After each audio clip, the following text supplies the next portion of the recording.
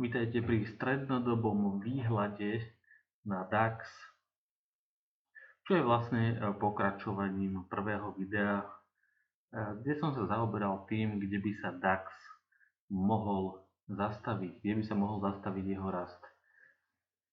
Tam som hovoril, že na 200 Fibonacciho predikcií fialová čiara, že ten mesiac, keď ju bude trh atakovať, tak v ten mesiac by mal uzatvoriť buď na tej úrovni alebo pod ňou.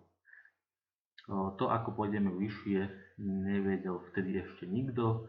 Teraz to už vieme, že išli sme vyššie o 350, zhruba 350 pipov vyššie nad 200, ale trh sa vrátil naspäť.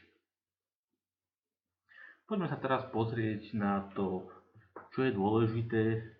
A dôležité je to, že kam až DAX môže cieliť na úroveň a od akej úrovne sa bude odrážať zase smerom nahor. Keď sa pozrieme opäť do roku 2015, čo sú žlté čiary Fibonacciho predikcií, tak táto sviečka, ktorá je podobná tej tohto mesačnej, čiže júnovej, tak vtedy tá sviečka bola podstatne väčšia, čo do pádu mala až 1095 pipov, zatiaľ čo súčasná má 616, čiže má nejakých zhruba 60% tejto sviečky z roku 2015, ktorá bola obratová na DAXe. Čiže súčasná z pohľadu pipov je 60% zhruba oproti sviečke z roku 2015. Keď sa pozrieme ďalej na rok 2015, tak trh v tej sviečke prelomil aj 150 Fibo a potom išiel na 127. Osciloval v rámci tejto úrovne, prepadol sa až na 100. Medzi 100 a 150 sa držal v podstate 3 mesiace, alebo respektíve 3,5. No a potom sa napokon prepadol až na nulu Fibonacciho, odkiaľ sa odrazil prudko smerom nahor. Toto je mesačný graf, čiže tento prepad, ktorý tu bol, medzi tým boli aj korekcie, napríklad taká prvá významná korekcia prišla od Fibonacciho úrovne 100 a mala takmer 1000 pipov. To už je pomerne významná korekcia. V súčasnosti 50 nedosahujeme, respektíve neatakujeme, 150 Fibonacciho predikcie neatakujeme. Tá je na úrovni 12024. Čiže 12000 je úroveň, kedy sa stane aj to, že zavrieme ten gap, ktorý nám ostal stále v trhu po prvom kole francúzskych prezidentských volieb. Čiže je veľmi pravdepodobné, že tento gap pôjdeme zavrieť a dostaneme sa až na úroveň 150 Fibonacciho predikcie.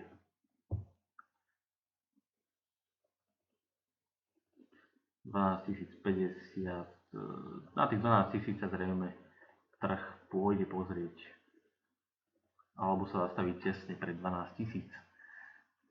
Tam by mohla nastať nejaká istá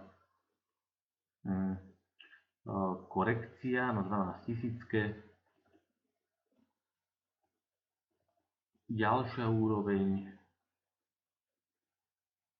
je potom 11 800 A posledná úroveň, kde si myslím, že by mohol ísť DAX, je 11 500. 11 500 kvôli tomu, že je to 100 Fibonacciho predikcie, takisto ako v roku 2015 stovka bola tá, ktorá odrazila trh významne vyššie. Takisto si teraz myslím, že stovka bude tá, ktorá odrazí trh, urobí významnú korekciu a tá je na úrovni 11 500. V 2015 bol prepad 2500 pipový. Osobne si myslím, že teraz ten prepad nebude taký prudký. Myslím si to z toho dôvodu, že aj ten rast bol skôr kontinuálny ako exponenciálny, ako to bolo v roku 2015, kedy sme ho aj rýchlo vymazali. Tento rast je trvácnejší z tohto roku. No a preto si aj nemyslím, že ten pokles by bol taký prudký ako v roku 2015. Naznačuje to už aj táto prvá sviečka, ktorá je zhruba 60%, ako som už hovoril na začiatku. Takže podľa mňa celý tento prepad, respektíve korekcia, ktorá je zrejme pred nami na akciovom trhu na DAXe, bude okolo 60% tohto predošlého prepadu. Prečo som prišiel práve k tomu, že 60%? Z dvoch, má to dve hľadiska, respektíve dva fundamenty. Prvý fundament je ten, že rast, ktorý sme mali teraz od zvolenia Trumpa za prezidenta, čiže odkedy sa začala akciová rally, dosiahol na pipy 80% rastu z roku 2015. Čiže nie 100% 2015, ale 80%. Ďalších 20% by som dal dole z hľadiska toho, že prudký rast znamená prudký pád. Teraz ten rast zďaleka nie je taký prudký, ale korekciu to už pýta. Čiže tam by som odčítal ďalších 20% a dostávame sa na 60%, čo je aj pokles v pipoch v porovnaní tohto mesačnej sviečky oproti, ktorá je zrejme obratová na DAXe, v porovnaní s obratovou sviečkou z roku 2015. No a 60% korekcia vychádza na úroveň okolo 11 500. Takže osobne si myslím, že od tejto úrovne sa budeme definitívne odrážať smerom nahor. Samozrejme, veľmi pravdepodobne predtým prídu ešte korekcie tohto rastu, či tohto prepadu, pardon. Ale konečný cieľ je pre mňa osobne 11 500.